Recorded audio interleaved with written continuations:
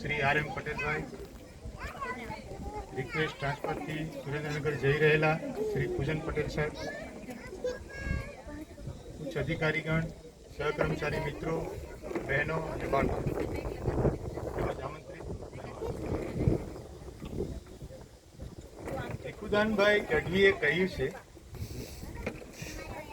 સાંભળ્યું છે મેં, એક માણસ બેઠો હતો, બીજો માણસ એની બાજુમાં આવીને બેસે છે, વાત કરે છે, પછી એમ કહે છે કે હું બહુ દુઃખી છું. એમ પેલો માણસ કહે છે તમે સમજદાર છો.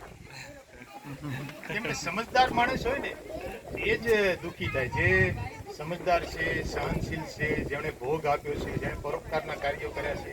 જે આપણે આર.એમ. પટેલભાઈએ વાત કરી કે મારી વિશે જે હેલ્પર હોય એને હું કામ જોખમમાં ના જવા દઉં, પોતે જોખમ દઉં. એવા જે સમજદાર માણસો છે ને એ જ દુઃખી હોય. બાકી તો ટેન્કરીને હાલતા થાય અથવા તો 8 કલાક પૂરા કે એને કંઈ પેલું ના હોય. એમ જે પરોપકાર છે, જે મતલબ જીવન આપે કે જીવન અંજલિ આજુ અથવા તો જેમાં કવિતાઓ ગુર્જરભાઈ અત્યારે જે માહોલ બનાવ્યો છે, તો मधुवन खुशबू देता है, सागर सावन देता है, जीना उसका जीना है जो औरों को जीवन देता है. એવું રમેશભાઈ પટેલનું જીવન કહી શકીએ. આપણે જાણીએ છીએ કે એક મધમાખી હોય ને એ એના આખા જીવનમાં 1 ચમચી મધ બનાવે, આખું જીવન એ ખર્ચી નાખે. 500 ગ્રામ મધ બનાવવા માટે બધી મધમાખીઓને 20 લાખ ફૂલ છોડના રસ લેવો પડે. ત્યારે 500 ગ્રામ એ મધ એ પોતે નથી ખાતી, એ કોના માટે ખાય? મેં એક ખાસ જોયું બેન, પછી રમેશભાઈ, અમે આ ગયા વર્ષે આ ઝાડનું થોડું પાણીની તકલીફ હતી ત્યારે અમે ગયા ત્યારે જોયું એના આજુબાજુ ઘણા ઝાડ મળે છે, એમને ખબર છે રિટાયરમેન્ટ પછી જવાના છે, તો એ ઝાડ કોના માટે? એમણે તો કેરી ખાવાના નથી, એ આજે ઉપકાર ભાવના છે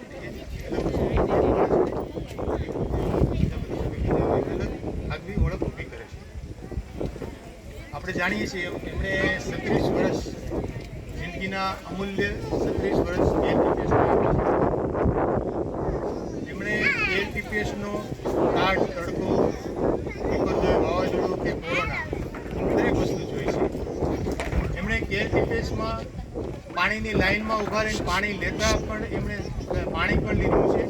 અને એક સમય એવો આવ્યો છે કે બહાર આરોની બોટલ અત્યારે મૂકી જાય છે, એ સમય પણ એમણે જોયો છે.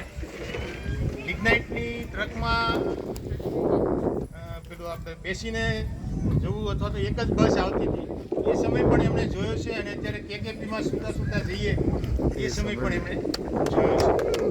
ટૂંકમાં એઆરટીપીએસને યુનિટ 1થી 1990માં આવ્યા, યુનિટ 1થી યુનિટ 4 જાહોદ જલાલી એની પણ જોઈ છે, એની રોનક જોઈ છે, એ સ્ટાફ, એ નવરાત્રી, એ બધું એમણે જોયું છે. એની સાથે સાથે એમણે યુનિટ 4માંથી અત્યારે છેલ્લે 1 યુનિટ થઈ ગઈ છે, એ પણ એમણે જોયું છે રિટાયરમેન્ટ સુધી. એટલે ફિલોસોફિકલી જોઈએ ને આપણે તો થઈ જશે, થઈ ગયા છે કે જિંદગીમાં કોઈ વસ્તુ કાયમી નથી. પરિવર્તન એ જીવનનો નિયમ છે. જ્યાં કોઈ ટોકા કરતું હોય ત્યાં ક્યારેક આગળ જિંદગી આખી એવી છે ફિલોસોફિકલી જોઈએ તો. એમ હવે એમણે જે વાત કરી કે ઘણું કામ કર્યું છે, આ એ છે ને આપણે નોકરિયાતને માટે આપણે ઘટનાક્રમ સવારમાં ઉઠીએ, ફ્રેશ થઈ, પછી બસ પકડીએ, ફ્લાઇટમાં જઈએ, અહીંયા જમવા આવીએ, જમીન ફટાફટ ઉગાડવામાં નીકળવું પડે, બસ જતી રહી, પાછી બસ પકડીએ, સાંજે જઈએ, રોકાવાનું હોય તો 2 કલાક રોકાઈએ, સાંજે આવીએ, બેસર વાતો કરીએ, જમીન પાછા સૂઈ જાય, વળી પાછા ફરી સવારમાં 8 વાગે રોકાઈ જાય, ઘટનાક્રમ રોકાઈ જાય, બોડી આપણી એ રીતે ગોઠવાઈ જાય.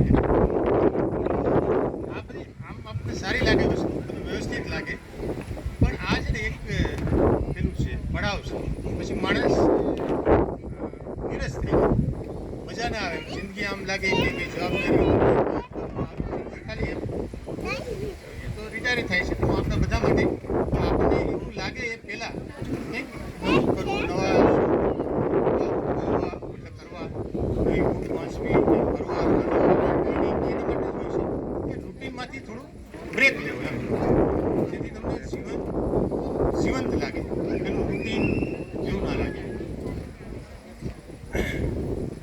ભુજનભાઈ માટે જેમ કીધું એમ સોશિયલ, તો અત્યારે આ 3 જે છે જગ્યામાં આખો પરિવાર બેસી ગયો, પણ આપણે એવું નથી ઈચ્છતા. પાછળ જે ઉભું છે એમાં મિસ્ટર ભુજન અને મિસિસ પટેલ ભવિષ્યમાં બેસે, એના માટે ખાસ તો ગાંધીનગર આપણે રિલીવ કરવામાં સિનિયોરિટી પ્રમાણે અત્યારે એમને એવું કે સિનિયોરિટીમાં પ્રથમ હતા એટલે રિલીવ થવાના જ હતા, પણ જોઈએ પાછળ હોત તો એમ કે મારા 32 વર્ષથી હું અહીંયા છું, મારી સિનિયોરિટી આગળ જ છે. ખબર પડી કે ભાઈ એમને જન્મથી જ અહીંયા જ છે પહેલાંથી જ. એટલે બીજું જીવન છે એક યાત્રા છે, એક સ્ટેશનથી બીજા સ્ટેશન. અત્યારે આ યાત્રા અહીંયા એમની પૂરી થઈ, એમની હવે ત્યાં ગાંધીનગર જાય છે. અને જેમ કીધું એમ એક રાજસ્થાની કવિતા છે કે સદા ન સંગ સહેલિયા. આખું સાંભળવું, કવિતાઓનો માહોલ છે મિસ કરશે યાર.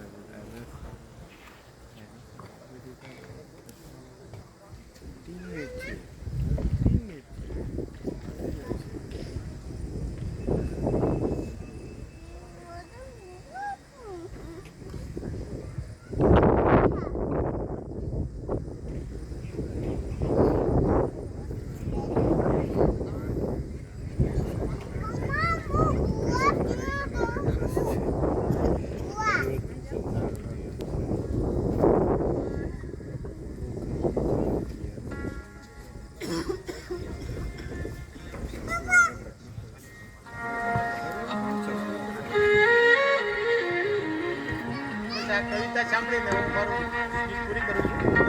ભવિષ્યની શુભેચ્છાઓ.